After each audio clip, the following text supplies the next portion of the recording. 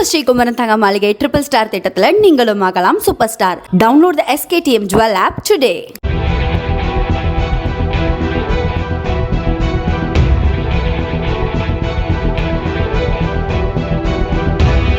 தென்காசி மாவட்டம் ஆலங்குளத்தில் இருந்து அரசு பேருந்து பயணிகளை ஏற்றிக்கொண்டு பாபநாசம் நோக்கி சென்று கொண்டிருந்தது. அப்போது மதியம் 1 மணி அளவில் இடைக்கால் விளக்கு அருகே பேருந்து சென்று கொண்டிருந்த போது திடீரென கட்டுப்பாட்டை இழந்த பேருந்து சாலையோரம் இருந்த வயலுக்குள் பாய்ந்தது. அப்போது ஜெயலட்சுமி என்ற பயணி உடனே பேருந்தில் இருந்து வெளியே குதித்திருக்கிறார். சாலையில் விழுந்த அவருக்கு தலையில் பலத்த காயம் ஏற்பட்டுள்ளது. மேலும் பேருந்து நிலை தடுமாறியதில் 2 பயணிகள் பேருந்தில் இருந்து சாலையில் தூக்கி வீசப்பட்டனர். அங்கிருந்தவர்கள் அவ்வழியாக சாலையில் சென்று கொண்டிருந்த காரை மறித்து காயமடைந்த 3வரையும் அரசு மருத்துவமனைக்கு அனுப்பி வைத்தனர். மருத்துவமனைக்கு சென்றபோது தலையில் பலத்த காயமடைந்த ஜெயலட்சுமி ஏற்கனவே உயிரிழந்து விட்டதாக மருத்துவர்கள் தெரிவித்தனர்.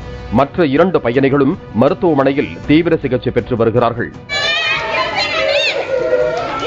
தகவல் அறிந்த பாப்பாக்குடி போலீசார் சம்பவ இடத்திற்கு சென்று விசாரணை மேற்கொண்டனர். முதற்கட்ட விசாரணையில் பேருந்தின் டயர்களுக்கு செல்லும் பட்டையில் ஏற்பட்ட கோளாறு காரணமாக பேருந்து கட்டுப்பாட்டை இழந்து வயலுக்குள் பாய்ந்தது தெரிய வந்தது. மேலும் விபத்து குறித்து பேசிய பேருந்தின் ஓட்டுநர் முருகேஷ் காலையிலேயே வாகனத்தில் கோளாறு இருப்பதாக தெரிவித்ததாகவும் தான் இயக்கவில்லை என கூறியதாகவும் அவர் தெரிவித்தார்.